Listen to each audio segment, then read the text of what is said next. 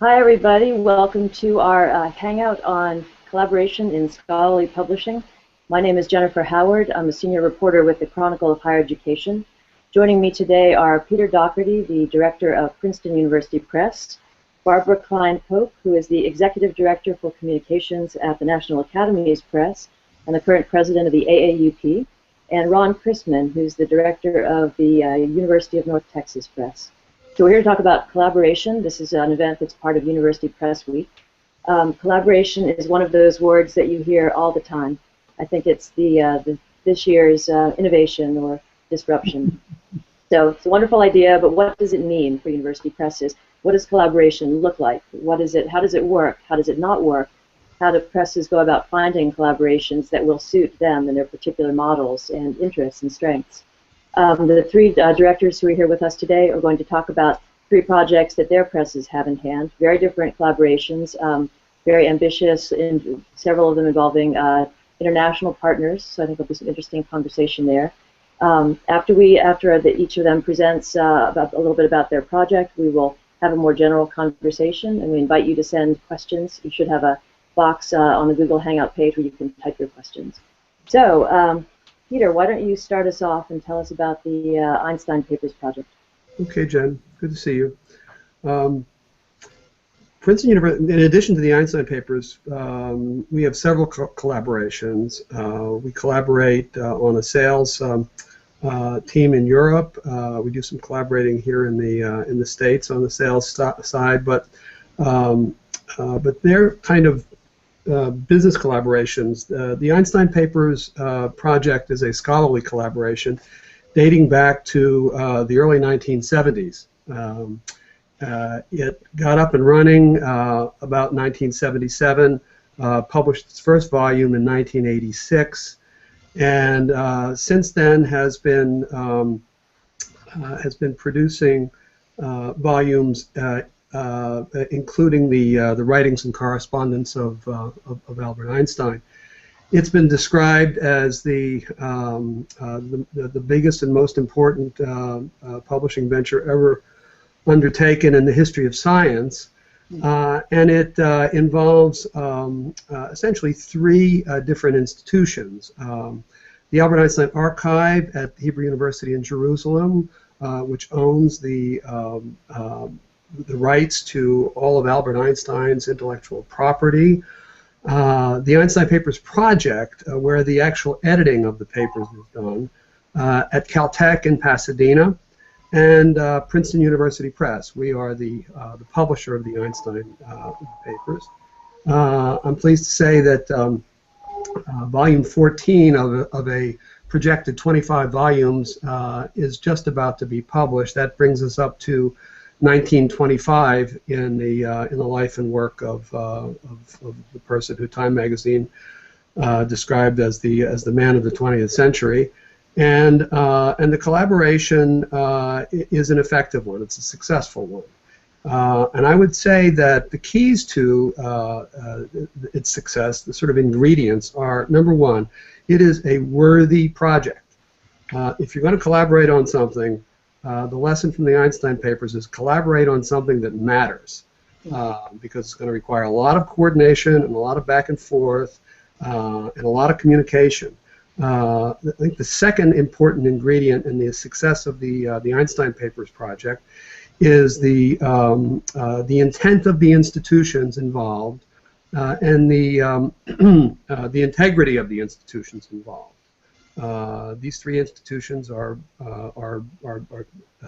very distinguished institutions, and we've all taken a long, and I mean very long, range view of the Einstein Papers, and I think I would list four main ingredients. The third is communication, and when I say communication, I mean constant communication, email and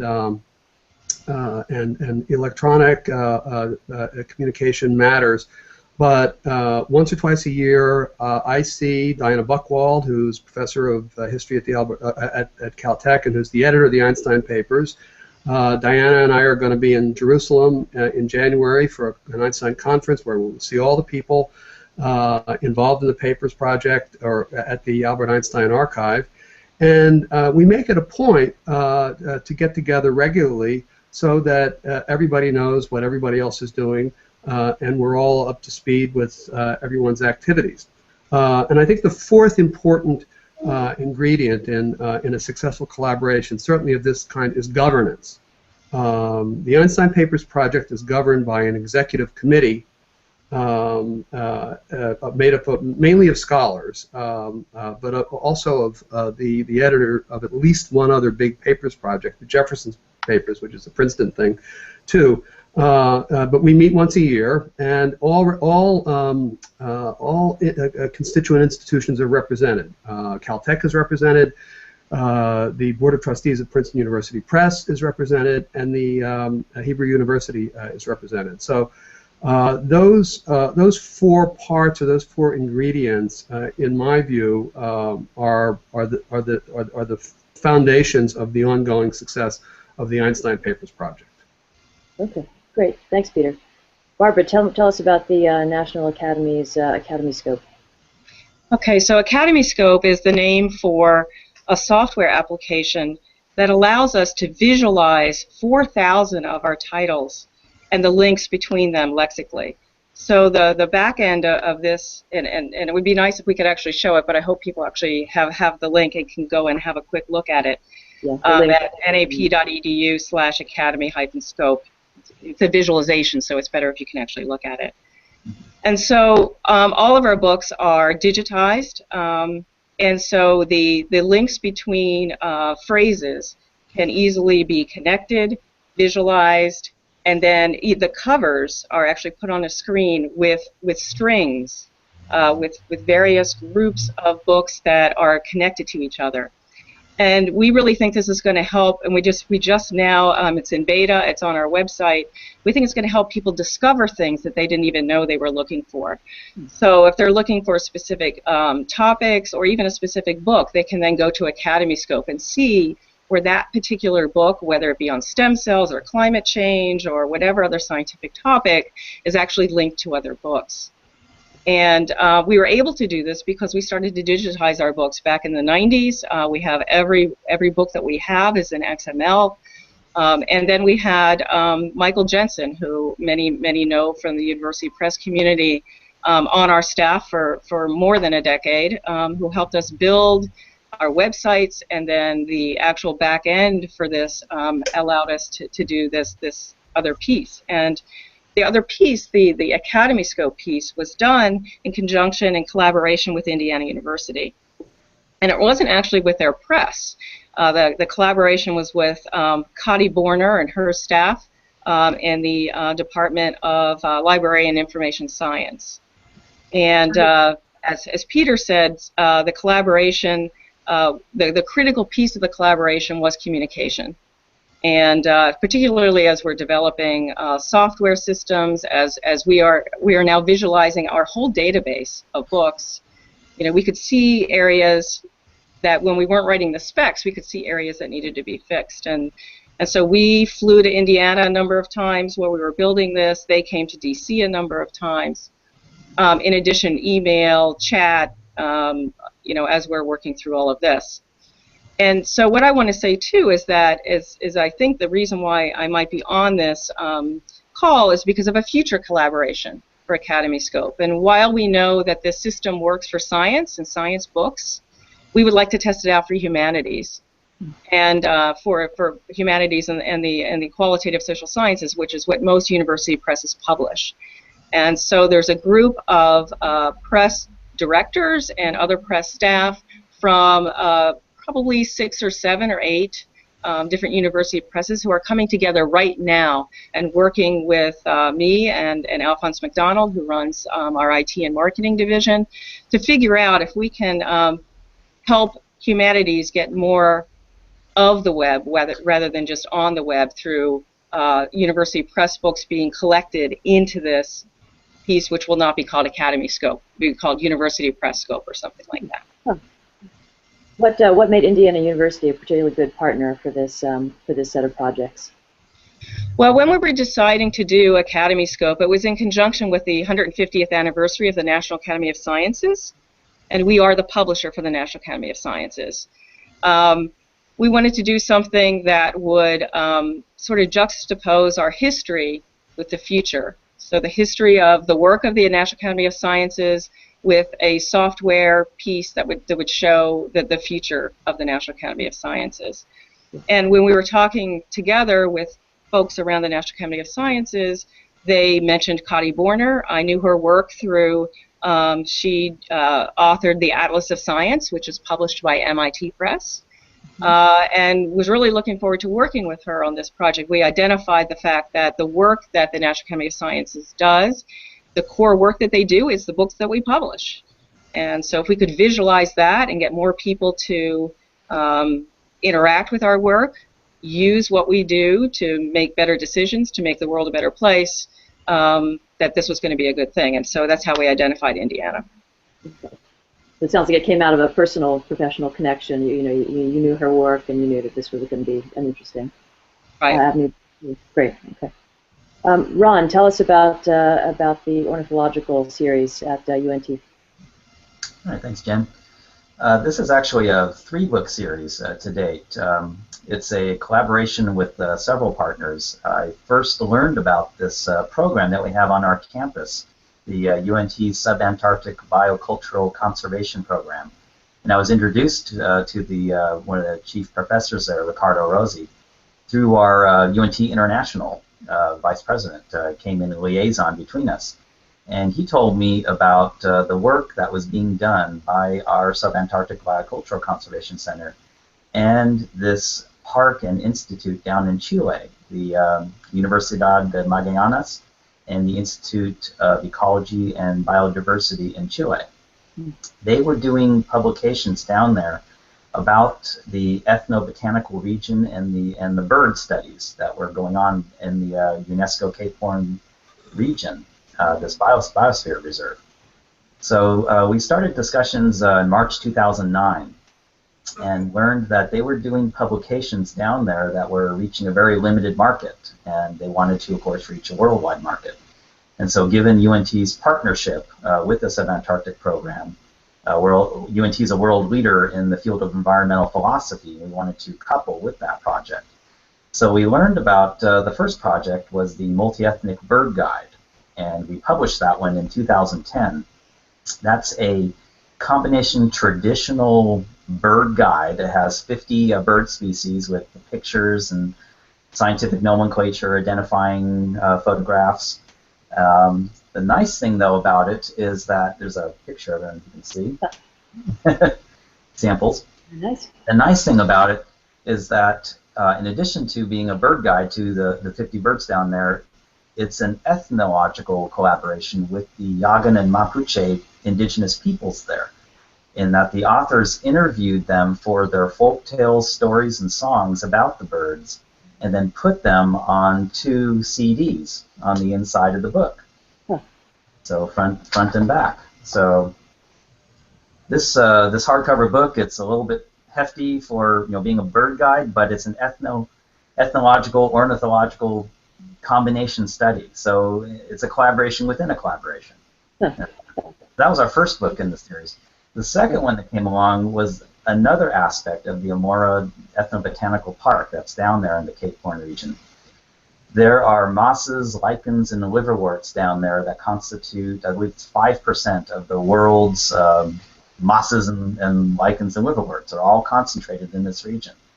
So they did a study on these and figured out we need to communicate this to the larger world, especially to decision makers, government officials, to reserve this park.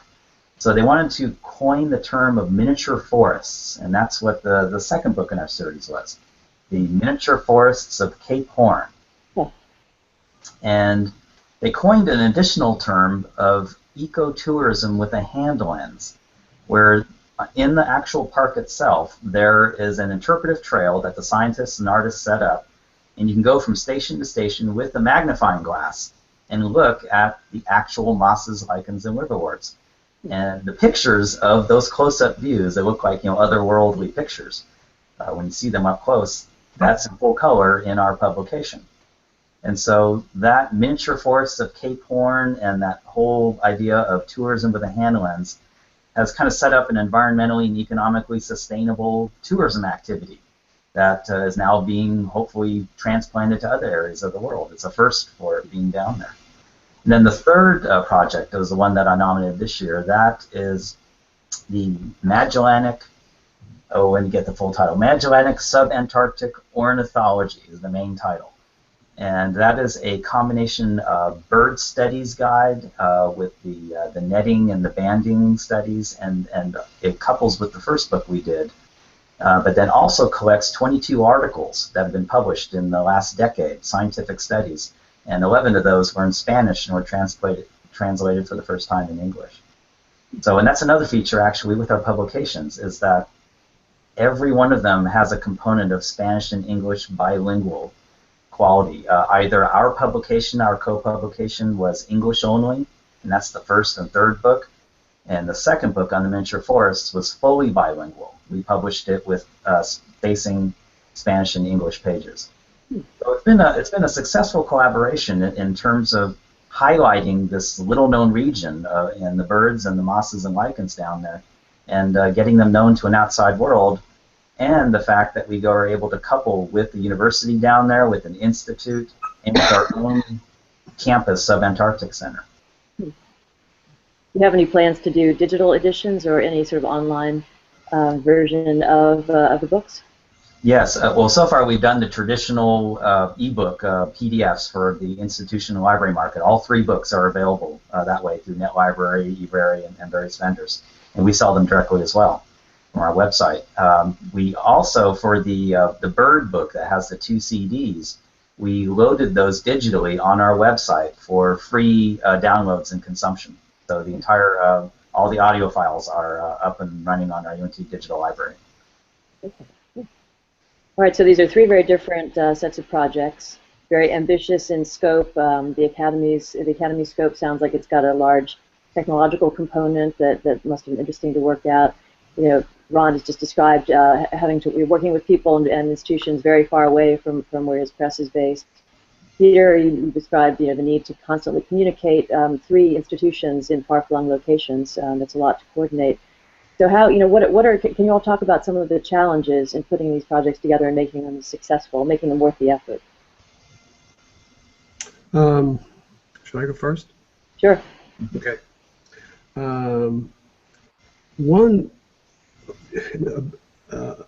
One big challenge in all of this is getting good direction, and we are blessed as a papers project and as a press to have as the director of the Einstein Papers project and the executive editor of the Einstein Papers project, Professor Diana Buchwald at Caltech. Diana is a professor of history of science there. She built the editorial team that Caltech very generously supports in Pasadena on campus at the Institute. And Diana is in constant contact with my colleagues and me here in Princeton, and also our colleagues at the Albert Einstein Archive in Jerusalem. But more than that, Diana has assembled a team, a remote, in addition to the editors who work at the Einstein Papers project in Pasadena. Diana has assembled a team of Einstein scholars who serve as editors in locations all around the world, and who work with the editors in Pasadena to collect the documents for ongoing editions of the series, to select the ones that are appropriate and not appropriate, and that that serve as a kind of collective editorial intelligence that drives this project forward. This is a very, very important innovation that Professor Buchwald introduced, and it is serving the project extremely well. So I would say one of the great challenges is getting the right people in the right places, and in the case of the Einstein Papers project, Diana Buchwald is pivotal in the ongoing success of it. Thanks.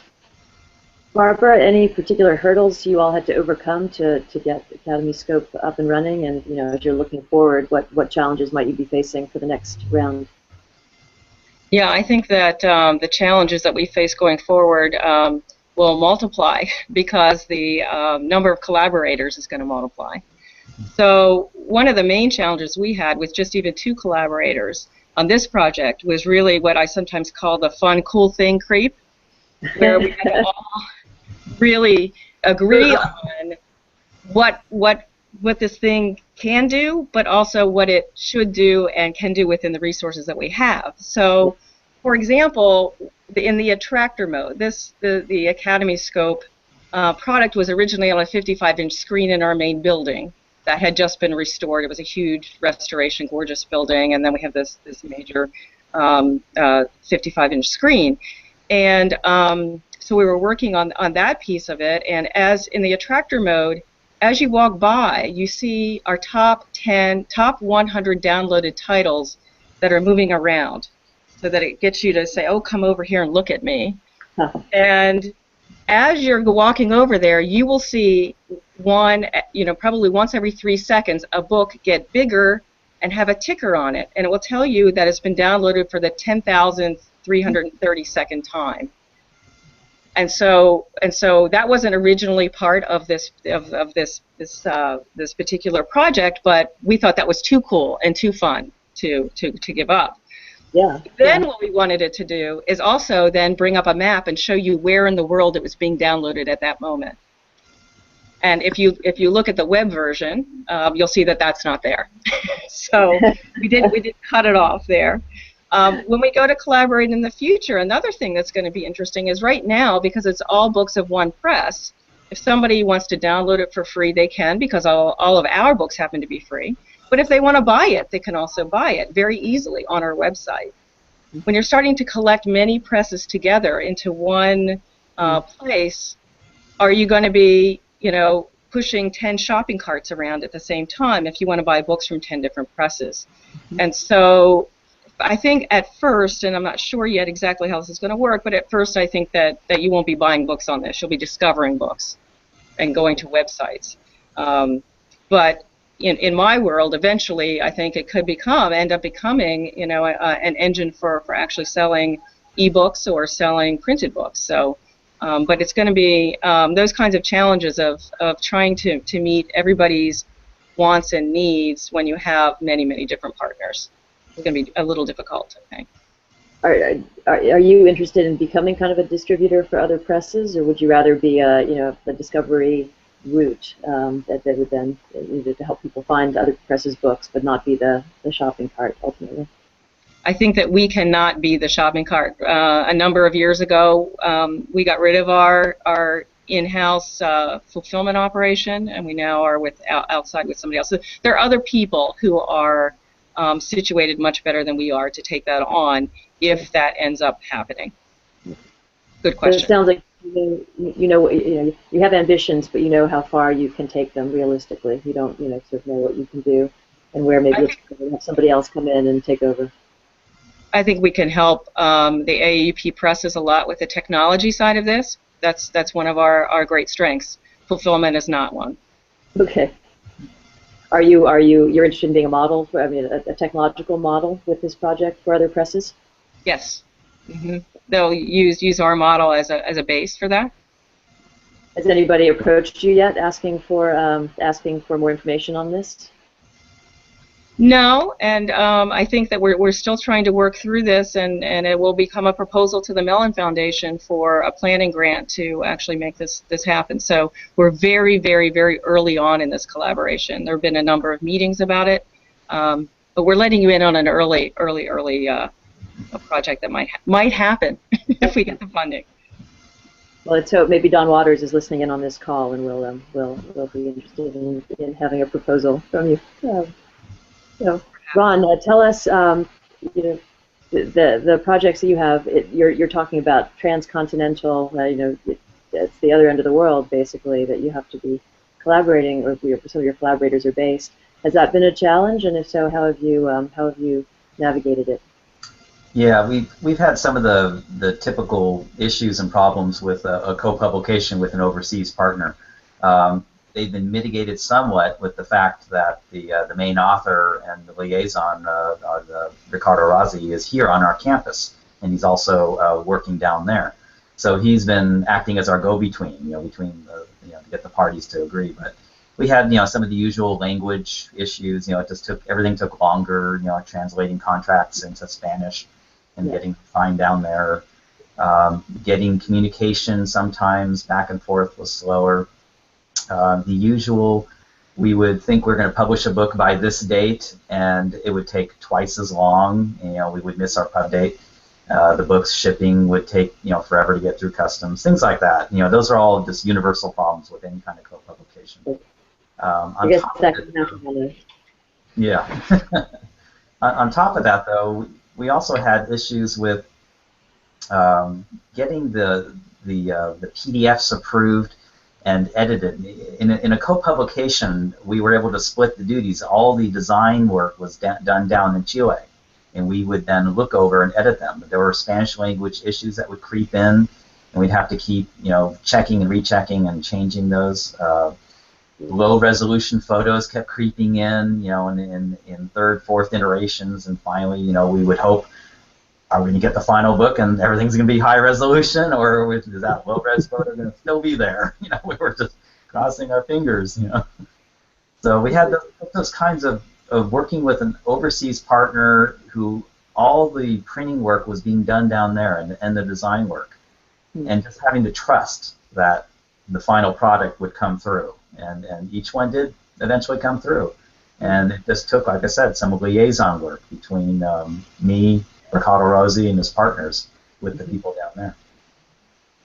Did you encounter any unusual or unexpected legal or rights issues? I mean, with the, for example, the recordings that you collected, or any wrinkles that? No. Yeah, that one's been easy. We were able to split our exclusive territories. They have the Chile market exclusively for their edition, and we have ours exclusively for the North American edition, and then open market rest of the world. The nice thing, though, is that we were able to take the ebook rights exclusively for the entire world, and so that way we could exercise them through all the existing partners. We have about a dozen ebook vendors that we work with, and so we're able to get a lot more exposure for their books now than they could otherwise because of those partnerships. Yeah. All right, so all these projects seem to be coming together very nicely. Clearly a lot of work involved, though. How do you know it's worth it? What measures do you use for deciding whether your limited resources are best put to these uses? If I may, in the case of the Einstein papers, the proof of the pudding is in the eating. If we're successfully publishing new volumes in the series on a regular basis, then that is evidence that the collaboration is working. And as I say, we do a lot of personal meetings and a lot of communication to make sure that everybody's on the same page as we go. I wonder, Jen, if I could make a slightly different point about collaborations with respect to university presses. Sure. That I think probably should be made before this concludes. Collaboration, the great promise of collaboration at university presses on the business side, which is slightly different from the subject that's off the beaten track, but I think it's worth mentioning, is the achieving of economies of scale. To the extent that presses can collaborate, they can achieve economies of scale in areas, in operations areas where costs continue to rise, and solutions can be achieved probably only in the long run with cross-press collaborations. I mean, if you look at commercial publishing, the restructuring that has gone on in commercial publishing over the past 30 years has created a handful of excellent but very large presses that publishers that have the advantage of the advantage of scale in a way that we can only imagine. And to the extent that collaboration is to the extent that university presses have any chance of achieving some of these economies of scale and some of the advantages that come with scale, collaboration is a very, very important option. I just wanted to throw that in because when we think about collaboration in the university press world, it's often the case that that's what we're thinking about. Achieving economies of scale, driving down costs, that sort of thing.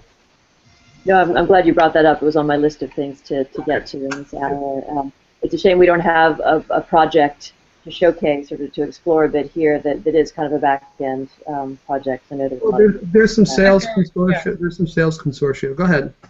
I was just gonna jump in here and say that there are many of those, just as Peter was talking about, sales consortia. University of Chicago does a lot of the fulfillment work for university presses.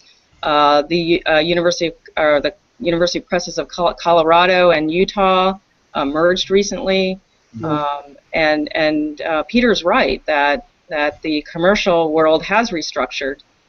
University presses are a little slower to it, I think, but they're working on it, and I think that there are certainly economies of scale that are being had now and will be had in the future. Right. It'll be interesting to see how the landscape develops in the next couple of years, maybe 5 years. I know UNC Press is very interested in this, among others. You mentioned Chicago, of course. I think that seems to have been, in my conversations with people, one of the best outcomes of the Mellon first monographs. Collaboration seems to have been some efficiencies in marketing and kind of streamlining the process a bit.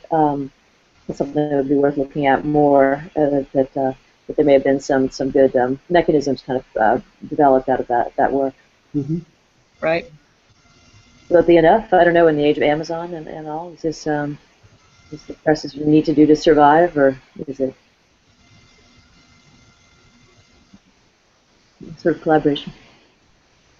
Will it be enough? No, by itself it won't be enough, but it'll help, especially if it's done on a global scale. I mean, the way I've been a great proponent in my various in my role as director here at Princeton, and also in my activities at the AAUP, in taking a global perspective on our publishing, because it basically increases the size of the pie significantly and gives us a larger field to play on.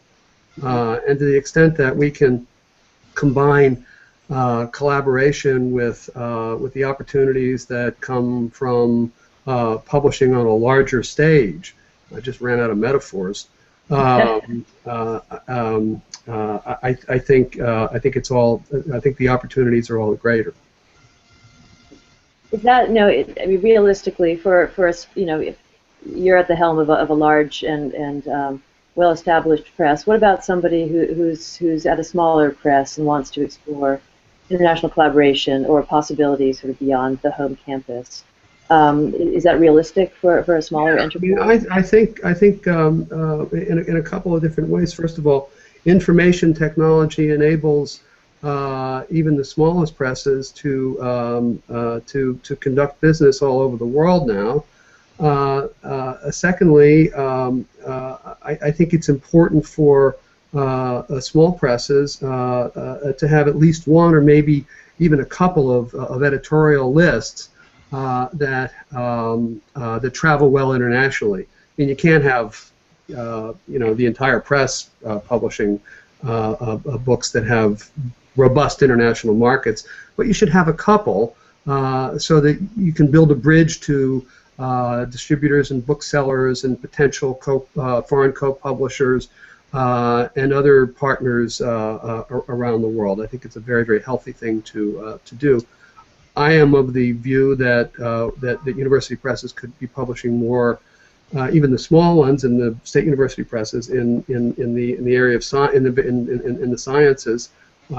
It's a huge institution and force in our lives these days, and there are opportunities there. And science travels very well, so I think there are ways of moving forward. There are no panaceas in any of this, Sure. but there are things that we can do. And I think too, Peter, that collaborating on that kind of international work for smaller presses would really be helpful, so that not everybody feels like they have to go to Frankfurt, for rights or for distribution. And if we had, a rights group that was shared among the smaller university presses, I know people have talked about that. I don't know that there's anything going on. Maybe you know better than I do on that, but I really think that's where some of the collaboration could help with the economies of scale healing globally. Absolutely. We live in a global market, and anything. And I actually think the organization and sale of rights, permission, and even permissions on an association-wide basis, or on sort of collective press bases, is a very, very good thing to do. I mean, our rights business has been tremendous over the past 10 years. We've been very purposeful and very conscientious in pursuing translations of our books, but our rights business has grown significantly because I think because we took it seriously. I'm curious about partnerships close to home, either on your campuses or with nearby institutions. One sort of collaboration we haven't talked at all about yet is library-based publishing, and whether and how university presses can or want to be involved in that. There's a lot of presses now report to the library, which is its own sort of collaboration. But I'm curious about your thoughts on that, and what you see happening in the library university press co-publishing sphere. Well, let me check into that. Maybe we should let Ron take this one first. We, several years ago, were reorganized to report to the library here at North Texas. And we just recently this year opened up a new scholarly publication office to handle the kind of the gray literature and other academic literature that's being produced on campus that we may not necessarily publish. And that's being done at a lot of other university presses. So North Texas is part of the Library Publishing Coalition as well, that startup venture. Yeah. And so we've been exploring with our own library various collaborative opportunities for publications. And now that we have, in a sense, we have our own existing program, and then, of course, now this new scholarly publishing office, we can now collaborate on either working on titles together where we mine the backlist archives of what the university library owns, and we're in the process of doing that right now with some photography collections, for example. And we're going to either co-publish them or publish them completely ourselves, or if the scholarly publication office in the library publishes them, then we can distribute them in print form. And we do that through our media outlets and our catalogs. So in that sense, I think there's a lot of potential for a library press collaboration in the future, and there's a lot of discussions going on right now in that library publishing coalition toward that end. Okay. So it's not either university press publishing or library-based publishing. You think there's a sort of an evolving... There's a happy medium where I think the two can meet. Yeah, sometimes a project is most appropriate for us under our imprint. Sometimes it's definitely, gray literature, a collection of, conference papers maybe that took place on campus that can be published quickly and easily online and in print on demand by the library office. But then there is this happy medium where the library can have access to material that we are interested in because it fits our list as well. And we work together then on a collaborative project to come up with a book that we share an imprint on. Barbara, any thoughts on looking for partners close to home for publishing projects? Well, we're an unusual member of AAUP. We don't have a U in our name, and we're not a degree-granting institution. We do have a library. It's relatively small, and in fact, we had our books digitized and pushed into Google Books before they had their archive. So, we have what we publish, and then the institution has archives that never got published back before there was a press. Mm-hmm. And so we've actually helped our library get their archives up in Google Books. So in our instance, it's kind of a little bit of the other way around, but we do collaborate with our library. The other group that we collaborate with here at the academies is with our Office of Cultural and Arts Programs. And so they're responsible for getting the arts and sciences together for the promotion of both. And in fact, the project that we did on Academy Scope was in conjunction with our Cultural and Arts Programs division here at the academies. We're a relatively large organization. We have 1,200 staff members and 7,000 volunteers. So, and we have different divisions by topic area, by discipline. So we're very much like a university, but we don't hand out that degree. Great football team. Yeah, right. Yeah, that would be very funny, Peter. Picturing that right now. Peter, what about you? What do you think about? Most of our campus-based collaborations, and we have several, are with academic departments. So, for example, we distribute books produced by the Department of Art and Archaeology here at Princeton, and we also have a number of lecture series that we co-sponsor with various departments, the history department, the philosophy department, the Center for Finance, I'm sure the biology department, in which we jointly invite lecturers to campus. They deliver the lectures, and we get a book from the lectures. And one with the Woodrow Wilson School as well. It's a wonderful way for us to combine the strengths of the press with the remarkable strengths of the academic departments here at Princeton, and work with the folks on campus to develop books that have a real kind of Princeton pedigree about them. It's a very good and healthy collaboration. And by the way, the Firestone librarian, Karen Traynor, is and has been for a long time a member of the Board of Trustees of the Press, and is a person we consult with regularly on publishing issues. Yeah. You all advise people at presses to go out and find people on campus who would absolutely, be absolutely, yeah. Partners. Yeah. Yeah, no, I think the presses are great strategic assets of their host universities, and this is one way to kind of leverage up the impact of the press in the context of the university's greater goals. I want to take a minute to encourage. I'm sorry. National Academy needs a football team. Yeah. That'll be one of the takeaways from this session, Barbara. Yeah. Yes. I'm already thinking about who can be our, the offensive line. I want to take a minute to encourage people who are listening in on the chat to send in questions. We would be happy to take questions. I can pass them on to panelists. If there are other topics that you particularly would like to hear this group explore, please go ahead and send them in. We've got about 15 minutes, I think. So. And if you want to suggest a name for the National Academies football team, that's good. So I'm curious about what, we've talked a lot about presses and collaboration. What about other groups who might have a role in encouraging the kinds of collaborations we're talking about? AAUP, foundations, scholarly societies. What do you see? What other sort of associational partners might there be out there for presses to look to? You want me to take this on? Yes, and sure. As AAUP president, yes. Right. Yes, that's right. So I think you've listed. I think it's all of the above. What you've listed.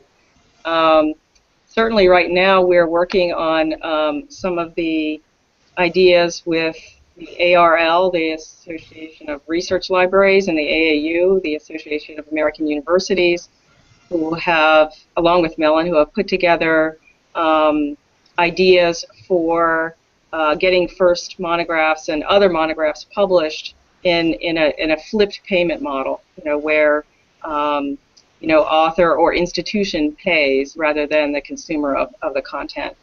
And so we are, collaborating. AAUP is collaborating with both Mellon and ARL and AAU.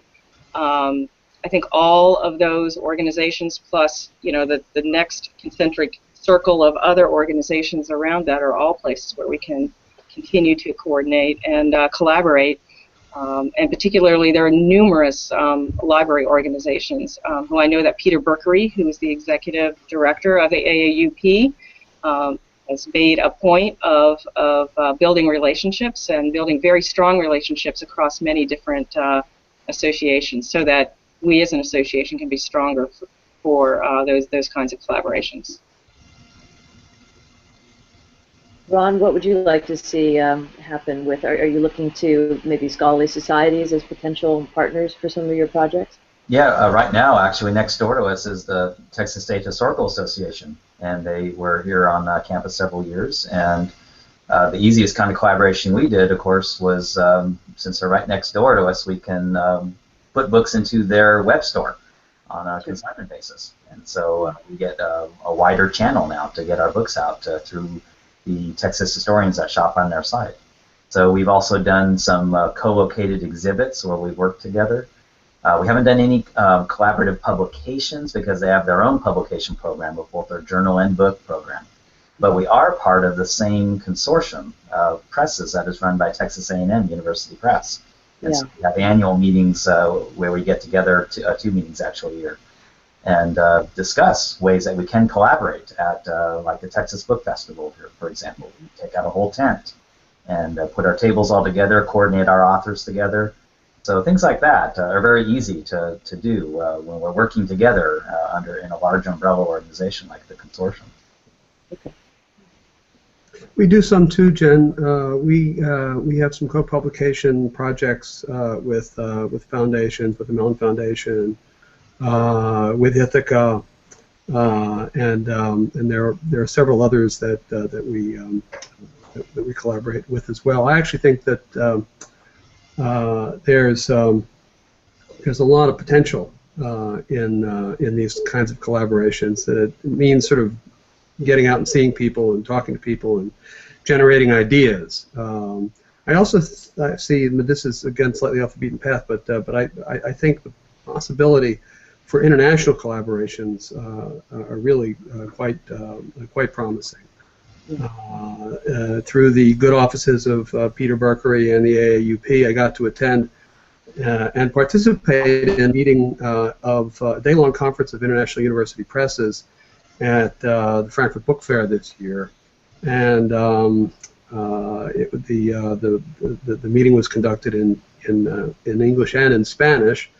And you discover what a tremendously global cultural institution the university press is, but we're all sort of so concentrated on our own little patch and our day-to-day activities that you don't get to think too much about this. And this was a wonderful opportunity to think about how we can get together with our colleagues around the world and come up with projects and do this on a much broader basis. Mm-hmm. The technology, digital technology certainly has thrown a lot of challenges at presses, but it's also making a lot of these conversations much easier, I'm sure. I mean, this conversation we're having now, we wouldn't have been doing this 10 years ago. And you could be in, Beijing, and I could be wherever. So when should you not collaborate? I mean, I was thinking about scholars and the emphasis on interdisciplinarity right now, and working groups and so forth. And sometimes it starts to look like a lot of meetings instead of actually getting work done. Is there a press equivalent? How do you know when to walk away from a collaboration? Go ahead, Ron. You go. I would say walk away from a collaboration if it's not working for both parties involved. If, for example, we take on a book and we try out a collaboration, and we only sell 100 copies.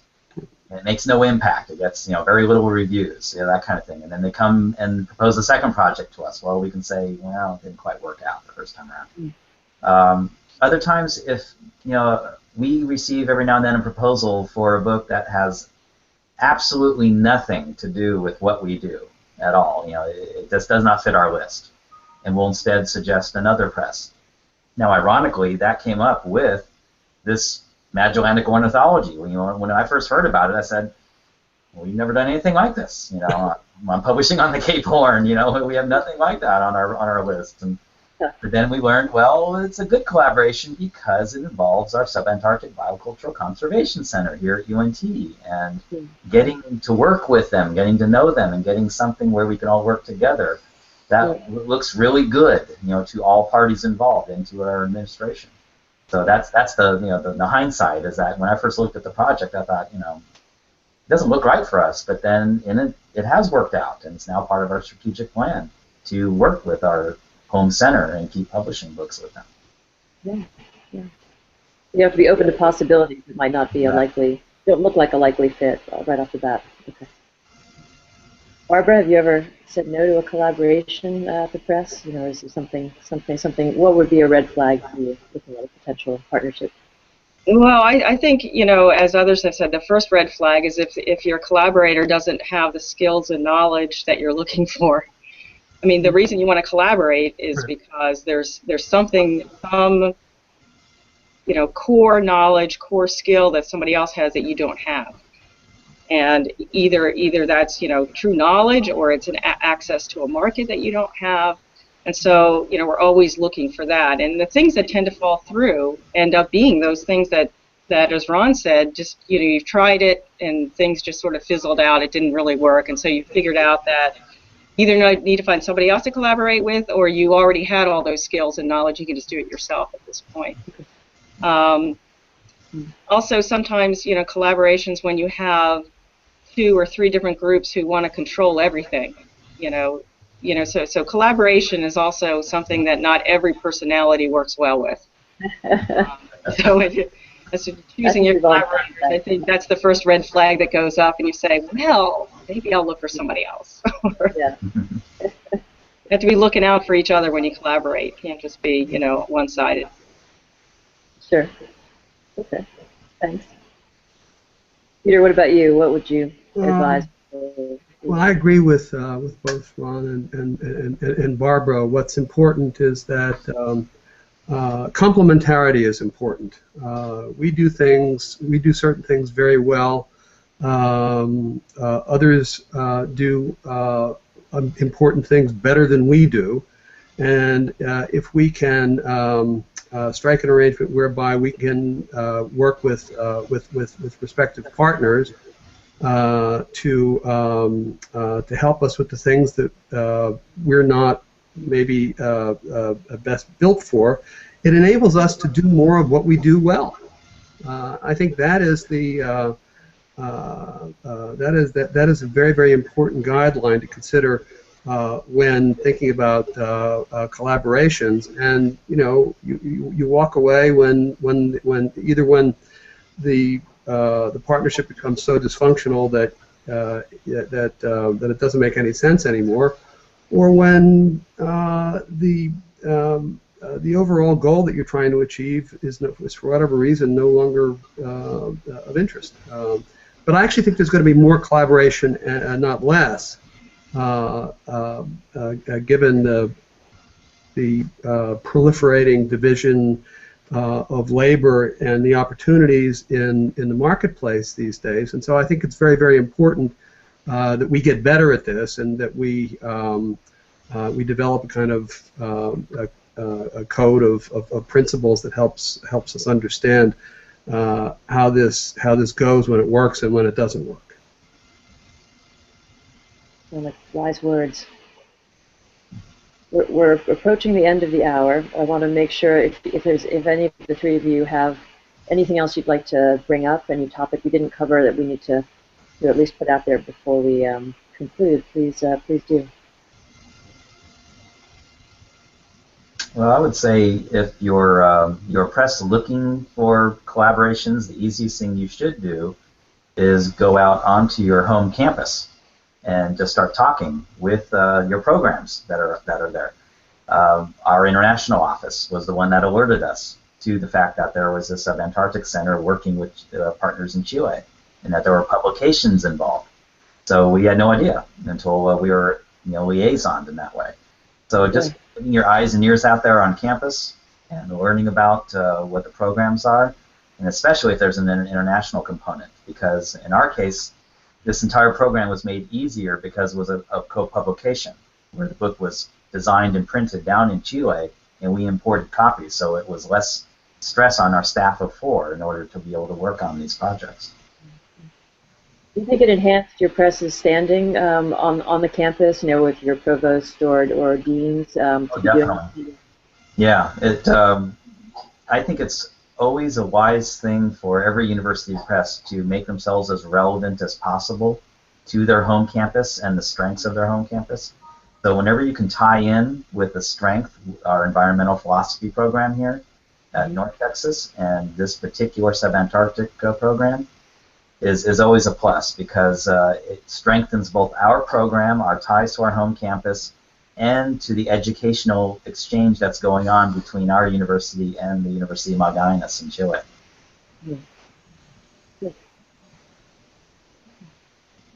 Can I jump in here real quick? Plug for AAUP.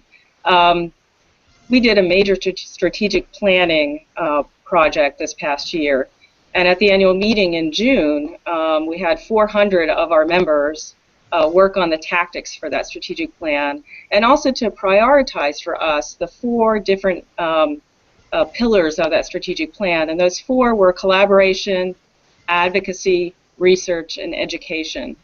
And when we did our online polling to figure out which of those 4 pillars was most important to our membership, it was collaboration.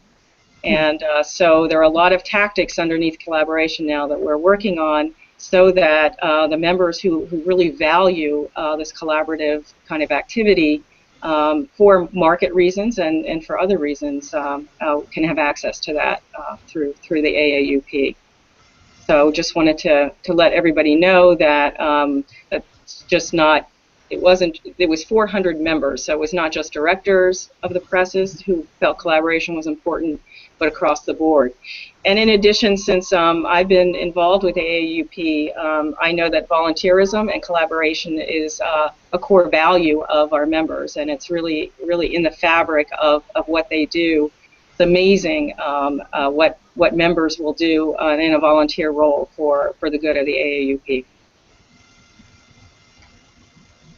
Well, Word of the year. I'll just take a page from both Ron and from Barbara and say that that I think that to the extent that all presses are thinking strategically these days and have plans, that collaboration has to be integrated into the thinking, into the strategic thinking of presses, and that collaboration is abetted and advanced by the great work that Barbara is doing as president, and that Peter Berkery is doing as executive director, and that the staff in New York at the central office are doing at the AAUP. They're a great source of information and inspiration with respect to coming up with new ways as to how we collaborate. And to touch base with Ron, what I would say is that he's absolutely right in that collaboration begins at home. It begins on your home campus. It begins talking with faculty and administrators in the library, and having an ongoing discussion with them, with your partners on campus as to what you're trying to do as a university, and how the press plays a strategic role in advancing the interests and in the ideals of the university. Can't be enough of that. It sounds like a good note to end on. Barbara, Peter, and Ron, thank you very much. I've really enjoyed the conversation and appreciate your being here to do this. Thanks, Jen. Thank you. Thanks. Happy University Press Week. We'll see you. Thanks.